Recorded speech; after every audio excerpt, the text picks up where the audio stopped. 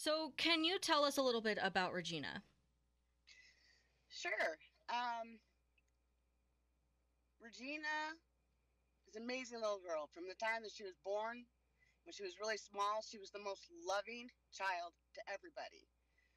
One special story I always love to share about my daughter when she was probably about 3 years old. We're standing there at the grocery store and a checkout to get ready to check out our groceries, and there's a man in a wheelchair, and he has a limb.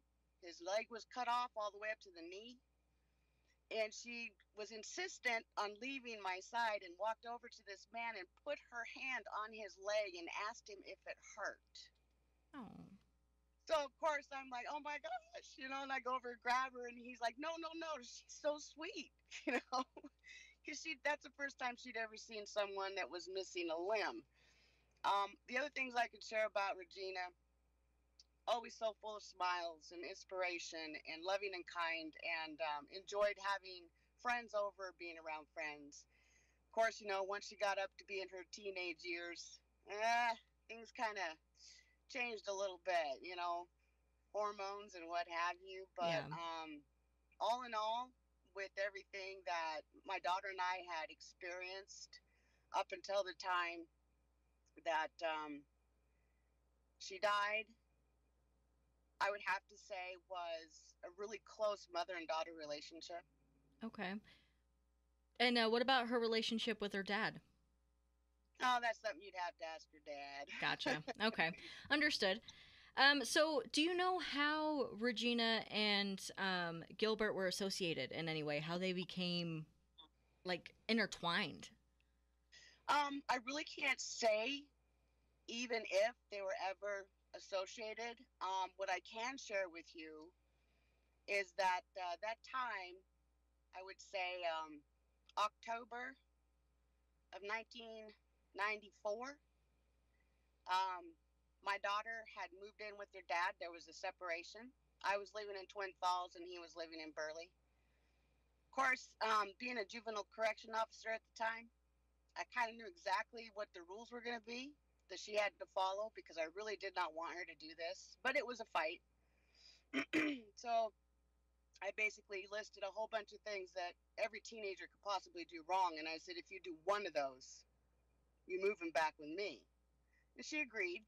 And she did really good there for a couple of months. October, November, things were looking really good. December, she started to change. Her appearance changed, her attitude changed, um, sleeping habits changed, and I knew that she was doing drugs.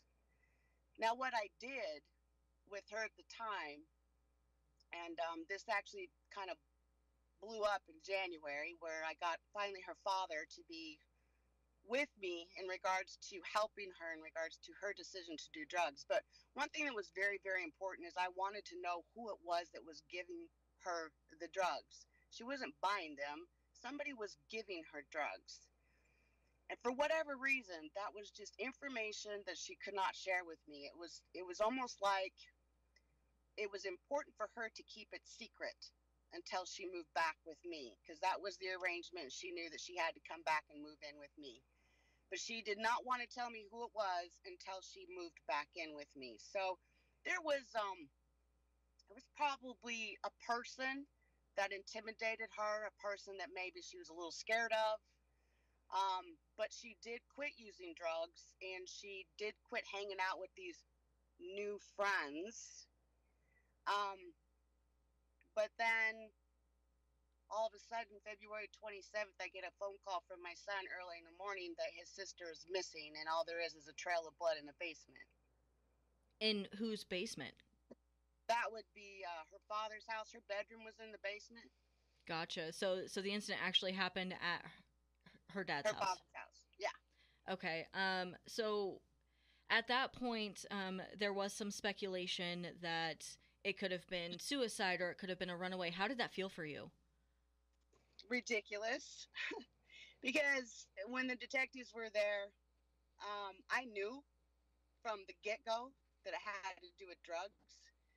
So I even wrote out a statement with the police department, basically my side and my feeling of it, that if they want to find my daughter, they got to look in the area of drugs in Burley. and then they'll probably find her. Okay, and there was also whispers. I understand that that Gilbert could have been involved. And after 24 years, how did you handle all of those whispers and those side comments? As her mom, let's just say that I've always known in my heart what happened. And as far as other people talking, sharing information, speculations, assuming, um, I had to keep it in my own mind and heart that I wasn't going to give up to find justice for Gina. So I kept my faith.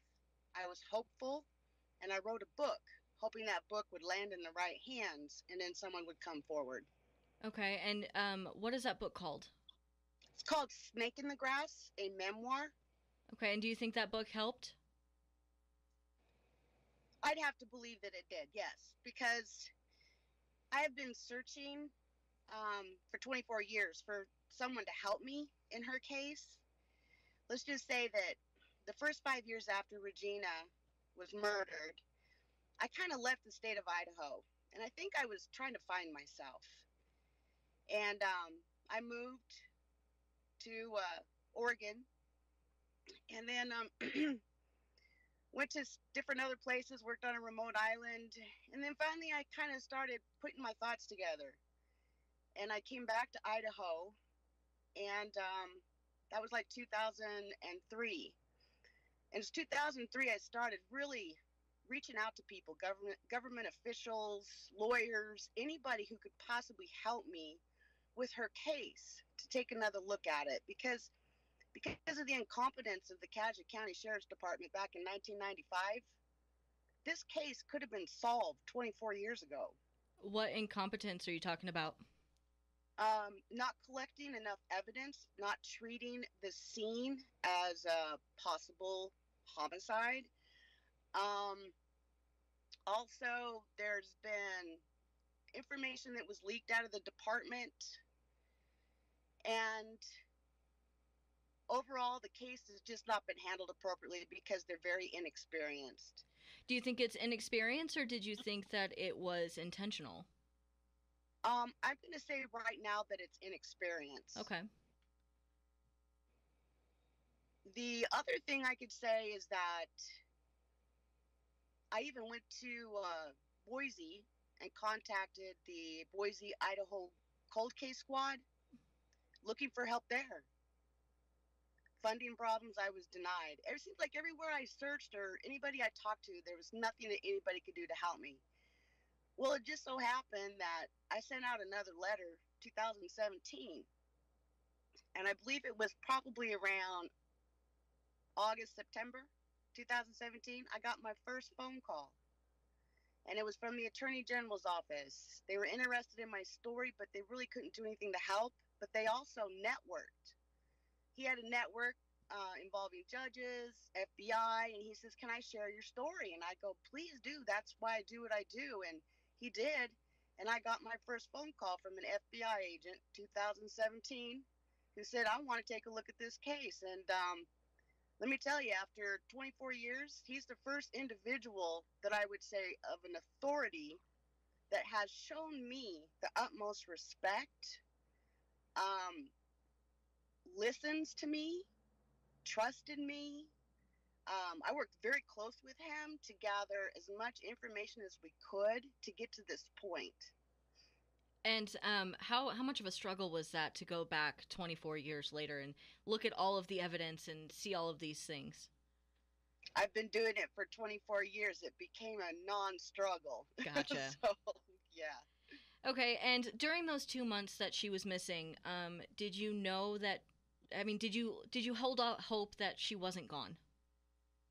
I would believe that any mother or even father, family in general, if you have a missing child, you hang on to hope and believe that they're alive out there somewhere. There are cases out there to this day of missing children never been found. And I think those parents still to this day, after years and years and years, still hold on to hope. So naturally, I did. I was hopeful. But at the same time, a realistic idea popped into my head that she probably was dead. because it's not like my baby girl to be missing and not contact me. And my concern was always, is she safe? Is someone hurting her? And those are my concerns. And So when they found her, what kind of emotion did you feel? Were you relieved that she was found? Were you devastated? What kind of happened there? I was angry. I was a very, very angry person. In fact, I probably was consumed with so much anger that it wasn't healthy for me to be such. I was angry at my ex husband. I was definitely angry at the people that took her life. I was angry at the Cashel County Sheriff's Department for not protecting our children. There's so many levels of anger that um, kind of really put me in that place where, like I'd mentioned, I left Idaho. I was gone for 5 years. I became a different person. I disassociated myself from my old friends. I became distant and withdrawn, even to my own family. Um, so that would be probably the worst thing any parent can go through, is to find out that your child has been murdered. Absolutely. And it's been a long 24 years, I bet. Yeah, it's been a very long 24 years, but I knew and I believed that this point would happen, and this makes it all worth it. And I'm also a woman of strong faith, and I believe that God has a plan for everything and a time, and this just happened to be the right time. And so, if there was something that you could say to the person who murdered your daughter, what would that be? That day's coming. So, um, there's the victim's rights, in which, even though my daughter actually is the victim, I just happen to be the victim's mother. I have the right to speak to the person that's going to be charged and sentenced for the murder of Regina Krieger. Right now, I don't really have the appropriate words that would come out of my mouth for any kind of media source, but I know it's going to be one of joy with a big smile on my face, because this is definitely a part that would really help me in the healing process. And have you suspected Gilbert this whole time? No, I can't really comment Okay. on that. I mean, there again, it's just all assumptions. Right. There's no fact. But we're working on some facts now, right? Oh yeah, we're working on some big facts, and it's just like I tell other media sources. You may want to know a lot of details about the investigation involving the FBI and the assistance of the Cashel County Sheriffs, the new investigators. However, it's a very sensitive case, and it's going to be a very long trial. So we really don't have a lot to say in regards to the actual case itself. Understood. How are you preparing for the upcoming trial and court proceedings? Because like you said, it's going to be a long haul.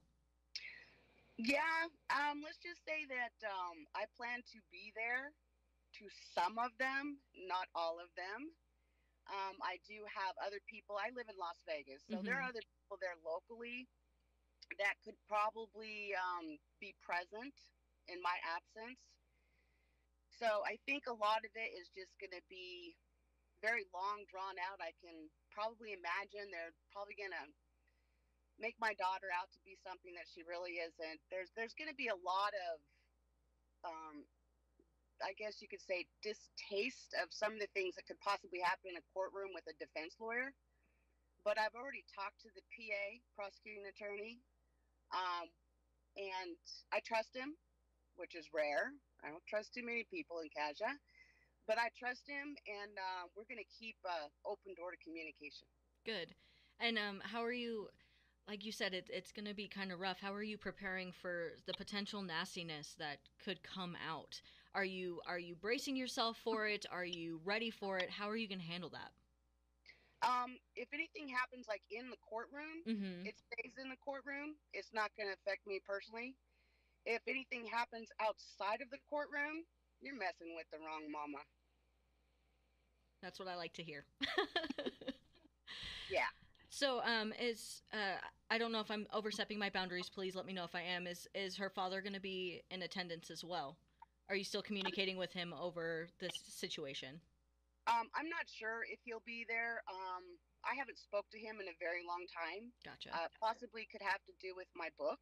He may have read it. Oops, sorry. So he he may not like me very much right now. Let's just put it that way. Well, you know what? In the grand scheme of things, it got the results you wanted, right?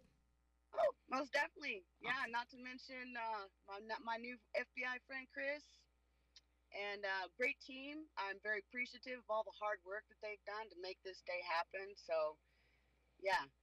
So you've been fighting since day one of her missing. Oh yeah, never stopped. I may have a few wrinkles, but everybody seems to think for my age and living with this for 24 years, I look pretty dang good, I think. I would agree with them for sure. Oh, thank you. Is there anything else that you would like to say that people should know about Regina and about this case that you really just want people to understand? Well, I think there's a lot of people out there that know Regina. In fact, there's a lot of people out there that never met her and love her after 24 years. That they want to know. They want to know what happened. They want to know the truth. And I can definitely tell you that I will be that spokesperson. If anything can be said, Regina's mom will be the first one to say it because it's coming straight from the horse's mouth, if you ask me. The other thing, too, is that the one thing that's been keeping me going are the people that I've met in my path. Parents who have lost children, many parents who've lost children. Carol Dodge, I love her. Angie is her daughter. She's in the same situation as I am. We've grown to be very, very close friends, spiritually almost. Um, and I just hope that this experience in this case will continue to thrive and give hope to those other parents that are also sitting, waiting, and wondering. How much are you looking forward to that first night of sleep after, this is all said and done? Oh, I'm going to sleep really good tonight. My son and my grandson's coming to Las Vegas to visit today, so I'll Awesome. be picking them up at 12:30. Awesome. Perfect. Thank you so much for taking the time. I really appreciate it.